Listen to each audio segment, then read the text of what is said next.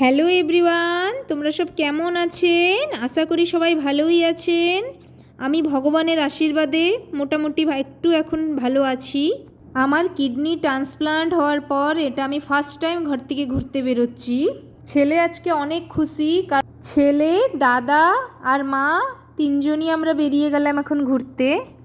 আর একবার আমি ঘর থেকে বেরিয়েছিলাম লিঙ্গরাজ মন্দির দর্শন করতে, আর এটা হলো ফার্স্ট আমি ঘুরতে বেরোচ্ছি। আর দেখো চলে আসলাম লিঙ্গরাজেরই সামনে আমরা।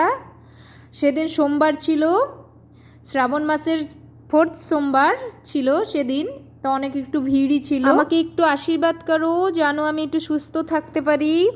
আমাদের কিডনি ট্রান্সপ্লান্টের পরে ইনফেকশনের অনেক ভয় থাকে। ঘর থেকে বেরোবো মাস্ক, স্যানিটাইজার, জল, মেডিসিন এইটুক নিয়ে ঘর থেকে আমাকে বেরোতেই হবে। আর ভিড় জায়গা আমাদের বারণ আছে যাওয়া। আজকে আমার ছেলে অনেক খুশি, কারণ তার মা ঘুরতে যাচ্ছে, তার সাথে তার দিদুন আছে, তার বড় মামা আছে। তোমরা সব একটু আশীর্বাদ করো যেন আমি একটু সুস্থ থাকতে পারি। আর আমি সুস্থ থাকলেই তো আমার ছেলের সাথে আমি একটু ঘুরতে যেতে পারবো। আর আমি সুস্থ থাকলে আমার ছেলেও অনেক খুশি থাকবে। আর আমার ছেলের জন্যই বলতে পারো আমার বাঁচা। দেখো আমরা দেখতে দেখতে চলে আসলাম জুডিওতে। আর আমি সবসময় হসপিটালেই যাই, তো আজকে একটু বাইরে এসে আমার মনটাও খুব ভালো লাগলো। আমার গত 2 বছর ধরে হসপিটাল ঘর এই ছাড়া আমার আর কোথায় ঘোরারই জায়গা ছিল না। 2 বছর ধরে মানে হসপিটালই আমার বলতে পারো ঘরই ছিল।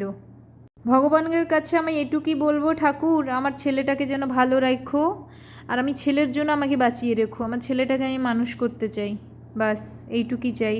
আর তোমরা সব আমাকে আশীর্বাদ করো আমি যেন একটু সুস্থ থাকতে পারি। আমাকে অনেক ভয়ও লাগছে, আমি জানি না আমি এই ভিডিও করেছি আমি আপলোড করব কি করব না, এরকম একটা ফিল আসছিল।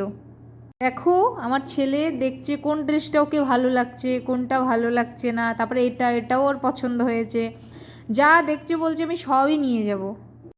ওর জন্য তো ড্রেস যা নেওয়ার পছন্দ আমাদের হয়ে গেল। তারপরে আমার মা এই মেয়েদের ড্রেসটা ওকে দেখছিল, ও তো পুরো হাসছিল, লজ্জা পাচ্ছিল।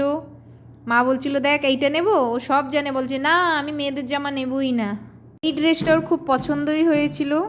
এটাও সোনা বাবা বডিও দেখছিল যে এই জামাটা পরে ওর বডি দেখা যাচ্ছে কি না।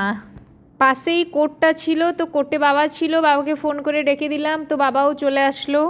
তো দাদুকে পেয়ে অনেকই খুশি। তারপরে আমরা চলে আসলাম রাখির দোকানে, তো রাখি কিছু কিনে নিলাম।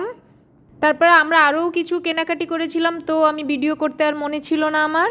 এই মিনি ব্লগটা কেমন লাগলো তোমরা সব কমেন্ট করে জানিও। ফার্স্ট আমার ভয়েস দিলাম এই ব্লগে। সবাই ভালো থাকো, সুস্থ থাকো, পরিবারকে নিয়ে টাটা।